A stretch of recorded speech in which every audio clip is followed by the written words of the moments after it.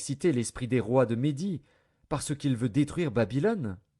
Car c'est la vengeance de l'Éternel, la vengeance de son temple.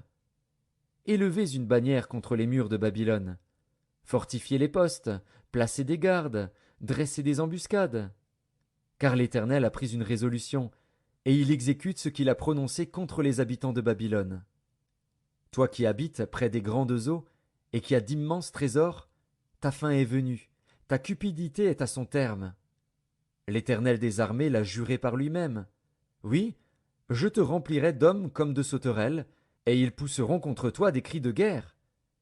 Il a créé la terre par sa puissance, il a fondé le monde par sa sagesse, il a étendu les cieux par son intelligence. À sa voix, les eaux mugissent dans les cieux, il fait monter les nuages des extrémités de la terre, il produit les éclairs et la pluie, il tire le vent de ses trésors. Tout homme devient stupide par sa science, tout orfèvre est honteux de son image taillée. Car ces idoles ne sont que mensonges, il n'y a point en elles de souffle. Elles sont une chose de néant, une œuvre de tromperie. Elles périront quand viendra le châtiment. Celui qui a la part de Jacob n'est pas comme elle, car c'est lui qui a tout formé, et Israël est la tribu de son héritage. L'Éternel des armées est son nom. Tu as été pour moi un marteau, un instrument de guerre. J'ai brisé par toi des nations, par toi j'ai détruit des royaumes. Par toi j'ai brisé le cheval et son cavalier. Par toi j'ai brisé le char et celui qui était dessus. Par toi j'ai brisé l'homme et la femme. Par toi j'ai brisé le vieillard et l'enfant. Par toi j'ai brisé le jeune homme et la jeune fille. Par toi j'ai brisé le berger et son troupeau. Par toi j'ai brisé le laboureur et ses bœufs. Par toi j'ai brisé les gouverneurs et les chefs. Je rendrai à Babylone et à tous les habitants de la Chaldée tout le mal qu'ils ont fait à Sion sous vos yeux, dit l'Éternel. Voici, j'en veux à toi, montagne de destruction, dit l'Éternel, à toi qui détruisais toute la terre. J'étendrai ma main sur toi, je te roulerai du haut des rochers, et je ferai de toi une montagne embrasée. On ne tirera de toi ni pierre angulaire, ni pierre pour fondement, car tu seras à jamais une ruine, dit l'Éternel. Élevez une bannière dans le pays, sonnez de la trompette parmi les nations, préparez les nations contre elles, appelez contre elles les royaumes d'Ararat, de Mini et d'Ashkénaz, établissez contre elles des chefs, faites avancer des chevaux comme des sauterelles hérissées.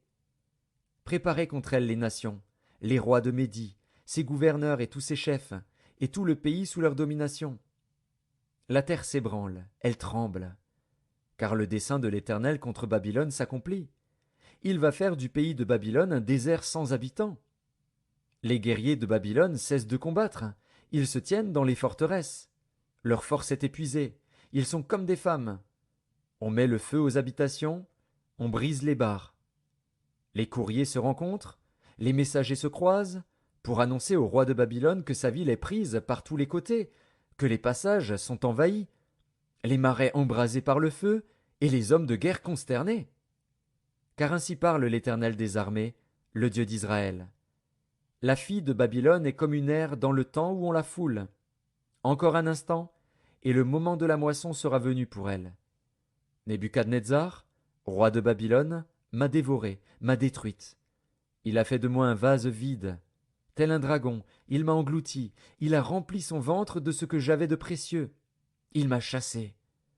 Que la violence envers moi et ma chair déchirée retombe sur Babylone, dit l'habitante de Sion. Que mon sang retombe sur les habitants de la Chaldée, dit Jérusalem. C'est pourquoi ainsi parle l'Éternel. Voici, je défendrai ta cause, je te vengerai.